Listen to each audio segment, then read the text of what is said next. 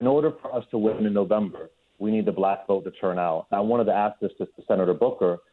I've been hearing some dangerous narratives out there of people saying that Democrats have done nothing for black communities. I've heard celebrities say we're going to hold the vote hostage.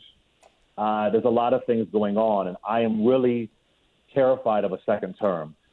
My community couldn't survive it. As a black gay man, my intersections of communities couldn't survive it.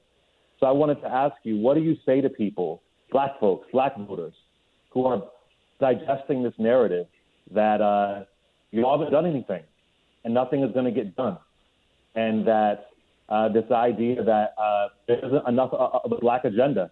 In order for us to save this country, we've always been the moral voice of this country, and we have to come out. And my terror, my real fear is that no matter what I do on the radio, that people are not going to come out with the numbers that we need to get this virus out of the White House. What do you say to people who are shutting down? Well, look, I'm sorry. I don't have that luxury to shut down, nor does anybody. And that kind of cynicism and look, what happened when we got beat back on the Edmund Pettus Bridge? People just said, well, there's nothing we can do. Nobody's helping Blacktail. No, we took back to the streets and kept fighting and made gains and made progress. We got a deep hole to dig out of, but we are where we are because people who had more of a right to cynicism and defeatism than we did never gave up.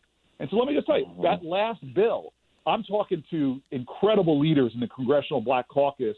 Me and Kamala are the only two members that are on the Senate side. But damn, thanks to the activism of people, we're over 10% of the House of Representatives now. Nancy Pelosi knows that if she wants to, keep her job as majority leader, and she doesn't need it, she's motivated in this way, but she also knows that this is a powerful part of the majority of the House, which gives a tremendous strength for the African-American agenda on the House side. Schumer, talked to him today. We held a conference, me, Chuck Schumer, Debbie Stabenow, Kamala Harris.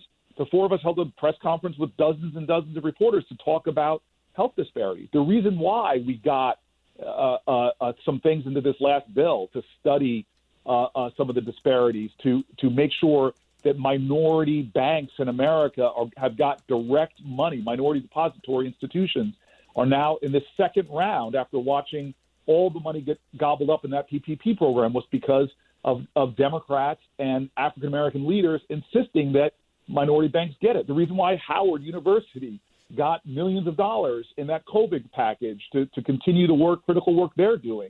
And so I could go on just in the COVID battle that we're having, the battles we've won. It's nowhere near enough, but this is a manifestation of political power being used to get more testing money, to get more resources for low-income schools and more.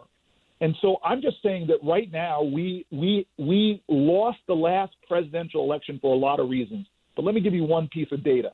If the black turnout in just Milwaukee and Detroit and the greater sort of black vote in Pennsylvania had been the same as it was 4 years earlier, we would have a President Hillary Clinton right now.